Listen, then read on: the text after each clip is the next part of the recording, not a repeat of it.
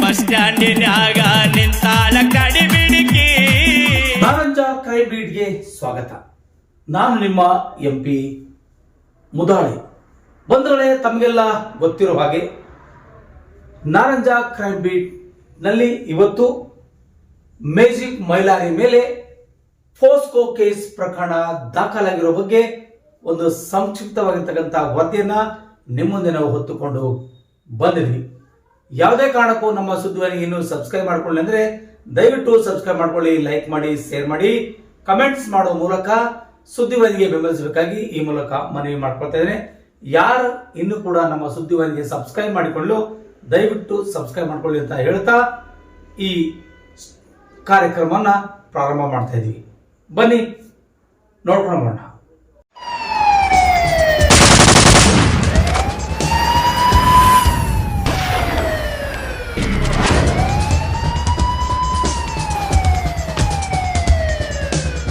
ಬಂಧುಗಳೇ, ನೋಡಿದ್ರಲ್ಲ,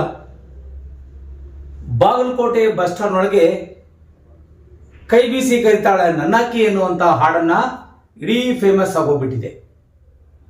ಯಾಕಂದ್ರೆ ಹೇಳಿ ಕೇಳಿ ಇದು ಉತ್ತರ ಕರ್ನಾಟಕದ ಭಾಗದಲ್ಲಿ ಮ್ಯಾಜಿಕ್ ಮೈಲಾರಿ ತನ್ನದೇ ಛಾಪು ಕೂಡ ಮೂಡಿಸಿಕೊಂಡಿದ್ದಾನೆ. ಅದರ ಜೊತೆಯಲ್ಲಿ ತನ್ನ ಬದುಕನ್ನ ಕಟ್ಟಿಕೊಂಡಿದ್ದಾನೆ.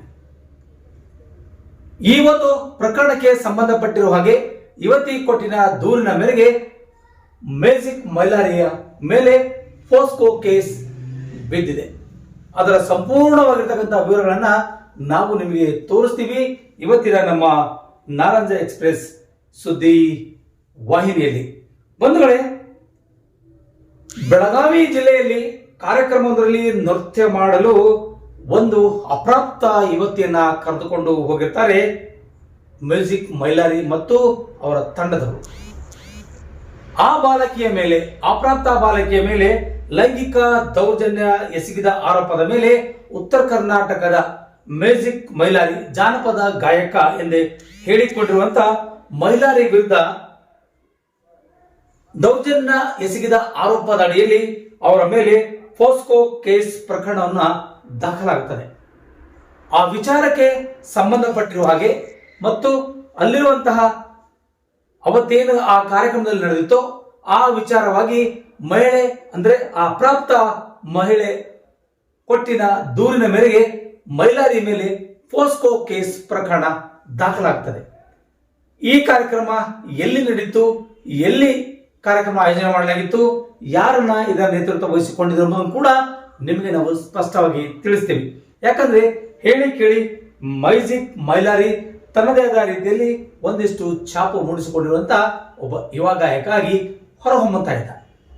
ಆದರೆ ಅದೃಷ್ಟವಂತಿರೋ ಅಥವಾ ಅನದೃಷ್ಟವಂತಿರೋ ಗೊತ್ತಿಲ್ಲ, ಇವತ್ತು ತನ್ನ ಬಾಳಿನ ಮೇಲೆ ಕಲ್ಲು ಹಾಕೊಳ್ತಾ ಇದ್ದಾನೆ ಈ ಮ್ಯಾಜಿಕ್ ಮೈಲಾರಿ ಅಂತ. ಈ ಕಾರ್ಯಕ್ರಮ ನಡೆದಿದ್ದು ಅಕ್ಟೋಬರ್ 24ರಂದು ಬಾಗಲಕೋಟೆ ಜಿಲ್ಲೆಯ ಮಹಾಲಿಂಗಪುರದಲ್ಲಿ ನಡೆದಿರುವಂತಹ ಕಾರ್ಯಕ್ರಮದಲ್ಲಿ ಮ್ಯಾಜಿಕ್ ಮೈಲಾರಿ ಮತ್ತು ಅವರ ತಂಡದವರು ಸೇರಿಕೊಂಡು ಈ ಒಂದು ಕಾರ್ಯಕ್ರಮದಲ್ಲಿ ಅಥಣಿ ಶಂಕರ್, ದಾನವಿ ಮತ್ತು ಸಿಂಗರ್ ಹಾಗೂ ಅನೇಕ ಜನ ಅಂದ್ರೆ 6ರಿಂದ 7 ಜನ ಸೇರಿಕೊಂಡು ಆ ಬಾಲಕಿಯನ್ನ ಕರೆದೊಯ್ದ್ರು. ಆ ಒಂದು ಕಾರ್ಯಕ್ರಮದಲ್ಲಿ ಆ ಅಪ್ರಾಪ್ತ ಬಾಲಕಿಯನ್ನ ಡಾನ್ಸ್ ಮಾಡಲು ಕರ್ಕೊಂಡು ಹೋಗಿರ್ತಾರೆ. ಆ ವಿಚಾರವಾಗಿ ಇಲ್ಲಿ ನಾವು ಅವತ್ತಿನ ನಡೆದಿರುವಂತಹ ಘಟನೆಯನ್ನ ಇಲ್ಲಿ ಬೆಳಕಿಗೆ ತರಲಾಗ್ತಾ ಇದೆ. ಯಾಕಂದ್ರೆ ಆ ಕಾರ್ಯಕ್ರಮದಲ್ಲಿ ಮುಗಿದ ಬಳಿಕ ಈ 6 ಜನ ತಂಡ ಸೇರಿಕೊಂಡು ಅಲ್ಲಿ ಒಂದು ಲಾಡ್ಜ್ ಮಾಡ್ತಾರೆ. ಆ ಲಾಡ್ಜ್ ನಲ್ಲಿ ಉಳಿದುಕೊಂಡು ಮ್ಯಾಜಿಕ್ ಮೈಲಾರಿಯೊಂದಿಗೆ ಲೈಂಗಿಕವಾಗಿ ಸಹಕರಿಸುವಂತೆ ಒತ್ತಾಯ ಮಾಡ್ತಾರೆ ಧಾನ್ವಿ ಸಿಂಗಾರ್ ಮತ್ತು ಅವರ ಸಂಗಡಿಗರು. ಆ ಬಾಲಕಿಗೆ ಒತ್ತಾಯದಿಂದ ಆ ಬಾಲಕಿ ಅವರ ಮಾತುಗಳನ್ನ ತಿರಸ್ಕಾರ ಮಾಡಿ ತಮ್ಮದೇ ಆದ ರೀತಿಯಲ್ಲಿ ಬಾಲಕಿ ಅಥಣಿ ಶಂಕರ್ ಮೇಲೆ ಹಲ್ಲೆ ಮಾಡಿದ ನಂತರದಲ್ಲಿ ಮ್ಯಾಜಿಕ್ ಮೈಲಾರಿ ಮತ್ತು ಅವರಿಗೆ ಲೈಂಗಿಕ ಸಂಪರ್ಕದಲ್ಲಿ ಇರಬೇಕೆಂತ ಹೇಳಿ ಒತ್ತಾಯ ಮಾಡ್ತಾ ಇದ್ದಾರೆ ಎಂಬ ಕಾರಣಕ್ಕಾಗಿ ಆ ಹುಡುಗಿ ನನ್ನ ಮೇಲೆ ದೌರ್ಜನ್ಯ ಎಸಗಿದ್ದಾನೆ ಎಂದು ದೂರಿನ ಅನ್ವಯ ಆರೋಪಿಗಳ ಮೇಲೆ 6 ಜನರ ಮೇಲೆ ಫೋಸ್ಕೋ ಕಾಯ್ದೆ ಪ್ರಕರಣ ದಾಖಲಾಗ್ತದೆ. ಅದರಲ್ಲಿ ಪ್ರಮುಖ ಆರೋಪಿಯಾಗಿ ಮ್ಯಾಜಿಕ್ ಮೈಲಾರಿ ಅವರ ಹೆಸರ ಮೇಲೆ ಇದನ್ನ ಪೋಸ್ಕೋ ಪ್ರಕರಣ ದಾಖಲು ಮಾಡಲಾಗಿದೆ. ಒಟ್ಟಾರೆಯಾಗಿ ಹೇಳಬೇಕಾದ್ರೆ ಎಲ್ಲ ಒಂದ್ ಕಡೆಯಿಂದ ಎಲೆಮರೆಕಾಯಾಗಿ ಬೆಳೆದಿರುವಂತಹ ಯುವ ಗಾಯಕರು ತಮ್ಮದೇ ಆದ ರೀತಿಯಲ್ಲಿ ಗೂಡುಗಳನ್ನ ಕಟ್ಟಿಕೊಳ್ಳಬೇಕಾದಂತವರು ಎಲ್ಲ ಒಂದ್ ಕಡೆ ಗುಡಾರ ಸೇರಿಕೊಂಡು ಕಂಬಿಯಿಂದ ಎಣಿಸುವಂತಹ ಪರಿಸ್ಥಿತಿ ಎದುರಾಗ್ತಾ ಇದೆ. ಇದು ಹೇಳಿ ಕೇಳಿ ಒಂದಲ್ಲ ಎರಡಲ್ಲ ಅನೇಕ ಯೂಟ್ಯೂಬರ್ಗಳು ಮಾಡ್ತಕ್ಕಂತ ಕೆಲಸ ಮತ್ತು ಅನೇಕ ಜಾನಪದ ಕಲಾವಿದರು ಮಾಡ್ತಕ್ಕಂತ ಕೆಲಸ ಇದಾಗಿರ್ತದೆ.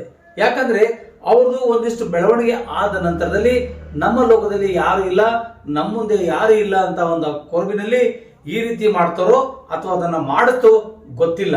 ಯಾಕಂದ್ರೆ ಆ ಒಬ್ಬ ಅಪ್ರಾಪ್ತ ಹುಡುಗಿನ ಕರೆದುಕೊಂಡು ಹೋಗಿದ್ದೆ ಅಲ್ಲಿ ಮಹಾ ಅಪರಾಧ ಒಂದ್ ಕಡೆ ಆಗಿದ್ರೆ, ಇನ್ನೊಂದ್ ಕಡೆಯಿಂದ ಆ ಹುಡುಗಿಗೆ ಒಂದಿಷ್ಟು ದೌರ್ಜನ್ಯ ಸಿಗಿರುವಂತಹ ಕೆಲಸ ಕೂಡ ಅಲ್ಲಿ ಲೈಂಗಿಕವಾಗಿ ದೌರ್ಜನ್ಯ ಮಾಡಿದ್ದಾರೆ ಅಂತಕ್ಕಂಥ ಮಾತನ್ನ ಆ ಅಪ್ರಾಪ್ತ ಯುವತಿ ಹೇಳಿಕೆಯ ಮೇರೆಗೆ ಪೊಲೀಸ್ ಠಾಣೆಯಲ್ಲಿ ದರ್ಜು ಮಾಡಲಾಗ್ತಾ ಇದೆ. ಯಾಕಂದ್ರೆ ಈ ಒಂದು ಜಿಲ್ಲೆಯ SP ಗಳಾಗಿರ್ತಕ್ಕಂಥ ಅಲ್ಲಿ ಸಿದ್ಧಾರ್ಥ ಗೋಯಲ್ ಅವರ ನೇತೃತ್ವದಲ್ಲಿ ಮ್ಯೂಸಿಕ್ ಮೈಲಾರಿಯನ್ನು ಕರೆದುಕೊಂಡು ವಿಚಾರಣೆಗಳು ಕೂಡ ಮಾಡ್ತಾ ಇದ್ದಾರೆ. ಒಟ್ಟಾರೆಯಾಗಿ ಹೇಳ್ತಾ ಇದ್ದೀವಿ, ಈ ಒಂದು ವಿಚಾರದಲ್ಲಿ ಮ್ಯೂಸಿಕ್ ಮೈಲಾರಿ ಈ ತರದ ಹಲ್ಕ ಕೆಲಸಕ್ಕೆ ಕೈ ಹಾಕಬಾರ್ದಾಗಿತ್ತು ಅಂತಕ್ಕಂಥ ಮಾತನ್ನು ಹೇಳ್ತಾ ಈ ಕಾರ್ಯಕ್ರಮನ ಇಲ್ಲಿಗೆ ಮುಗಿಸ್ತಾ ಇದ್ದೀವಿ. ಯಾರಿಗೆಲ್ಲ ಈ ಸುದ್ದಿ ಇಷ್ಟವಾಗಿದೆಯೋ ದಯವಿಟ್ಟು ನಮ್ಮ ಸುದ್ದಿವಾಹಿನಿಗೆ ಸಬ್ಸ್ಕ್ರೈಬ್ ಮಾಡ್ಕೊಳ್ಳಿ, ಲೈಕ್ ಮಾಡಿ, ಶೇರ್ ಮಾಡಿ, ಕಮೆಂಟ್ ಮಾಡ್ರಿ. ನಿಮ್ಮ ಅನಿಸಿಕೆ ಅಭಿಪ್ರಾಯಗಳು ಏನಾದ್ರೆ ವಾಟ್ಸ್ಆಪ್ ನಂಬರ್ಗೆ ಬರೆದು ತಿಳಿಸಲು ಈ ಮೂಲಕ ಮನವಿ ಮಾಡಿಕೊಳ್ಳಲಾಗಿದೆ. ಬಂಧುಗಳೇ, ಮುಂದಿನ ಕ್ರೈಮ್ ಬೀಟ್ ನಲ್ಲಿ ಮತ್ತೆ ಬರ್ತೀನಿ. ಅಲ್ಲಿವರೆಗೂ ನಮಸ್ತೆ, ಧನ್ಯವಾದಗಳು.